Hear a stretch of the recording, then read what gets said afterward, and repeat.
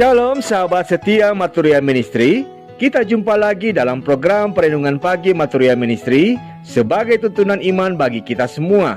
Bersama dengan saudara-saudari kita yang hari ini bertambah setan usia kelahiran maupun pernikahan, kita patut bersyukur untuk setiap kasih karunia Tuhan di hari yang baru ini, yang juga dianugerahkan bagi kita semua untuk menapakinya dalam setiap aktivitas usaha kerja layan yang dilakukan di hari ini. Teristimewa bagi saudara Gary Leonard anak kota, saudara Arthur Gerald Yohanes Lasut yang ditambahkan setahun usia kelahiran. Doa dan harapan kami kiranya Tuhan Yesus senantiasa menganugerahkan kesehatan, kekuatan dan hikmat Allah serta sukacitanya diberkati dan disempurnakan Tuhan Yesus bersama dengan kehidupan keluarga terkasih. Kini kita akan disapa dengan kebenaran firman Tuhan, mendahulunya kita sehati dalam doa.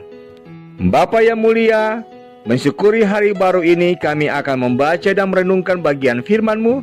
Tuntunlah kami dengan hikmat Allah, dan biarlah dengan kuat kuasa Roh Kudus kami dimampukan untuk dapat melakukannya. Bersabdalah kepada kami, sebab kami telah siap mendengarkan suara Tuhan lewat bacaan Alkitab di saat ini. Di dalam nama Tuhan Yesus kami berdoa. Amin. Bacaan Alkitab terambil dalam kitab Mazmur 103 ayat 6 dan 7 yang menyatakan, Tuhan menjalankan keadilan dan hukum bagi segala orang yang diperas.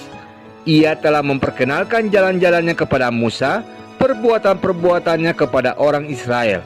Demikianlah sabda Tuhan. Saudaraku, Daud memberi kesaksian tentang Tuhan yang menyatakan keadilan dan kebenaran bagi orang-orang yang menderita.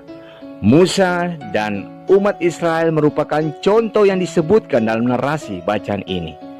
Maka setiap kita diingatkan untuk tidak abai dengan penderitaan sesama yang mengalami ketidakadilan, atau tidak mengacuhkan bila melihat berbagai bentuk ketidakadilan yang terjadi di sekeliling kita, sebagai wujud ketaatan pada perintah dan kehendak Tuhan. Karena Tuhan berpihak kepada mereka yang mengalami ketidakadilan dan ketidakbenaran. Narasi kesaksian Daud ini mengajak kita untuk belajar memandang sesama dalam perspektif Allah memandang manusia.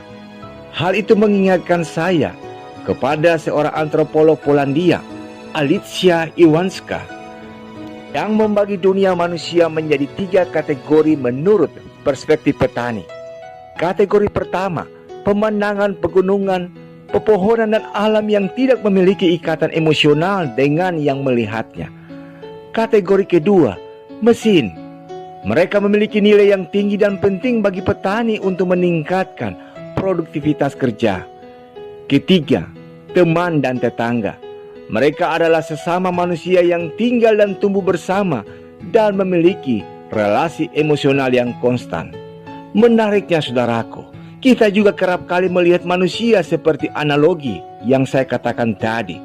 Di gereja misalnya, berapa orang yang kita lihat hanya seperti pemandangan. Mereka menarik, tetapi tidak ada ikatan emosional apapun dengan kita. Atau sebagai mesin yang kita jaga hubungannya karena kita memiliki kepentingan dengannya.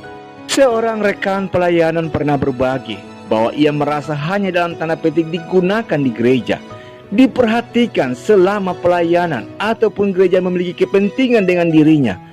Ia diterima selama tidak mengganggu dalam tanda petik zona nyaman jemaat ataupun persekutuan. Jika ini yang terjadi saudaraku, yang di gereja ataupun di persekutuan, sungguh ironis.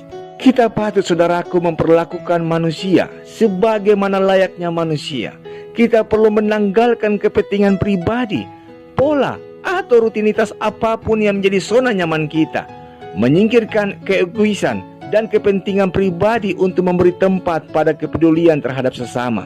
Mari saudaraku belajar memandang sesama dalam perspektif Allah dalam menyatakan keadilan dan kebenaran. Amin. Saudaraku, mari kita sehati dalam doa. Syukur dan terima kasih Bapa, mengawali hari baru di pagi ini, kami masih diberikan nafas hidup, kesehatan, keselamatan, dan kami bisa berdoa dan bersyukur serta memohon pertolongan-Mu. Tolonglah kami dengan hikmah dan Roh Kudus-Mu di dalam memandang sesama kami seperti cara-Mu memandang kami, untuk menyatakan keadilan dan kebenaran dalam kehidupan dengan sesama kami. Berilah kesehatan, kekuatan, ketabahan, dan apapun yang akan kami kerjakan. Berkatilah ya Bapa. Biarlah kehendak-Mu yang terjadi dalam kehidupan yang kami tapaki. Demi Kristus Yesus kami berdoa. Amin. Selamat pagi saudaraku, selamat beraktivitas di minggu kerja yang baru. Tetaplah saling menghargai, teruslah berbagi kebaikan, hadirkan keadilan, kebenaran, kasih dan damai. Selalu jaga kesehatan bersama. Kasih Tuhan selalu beserta kita. Tuhan Yesus memberkati.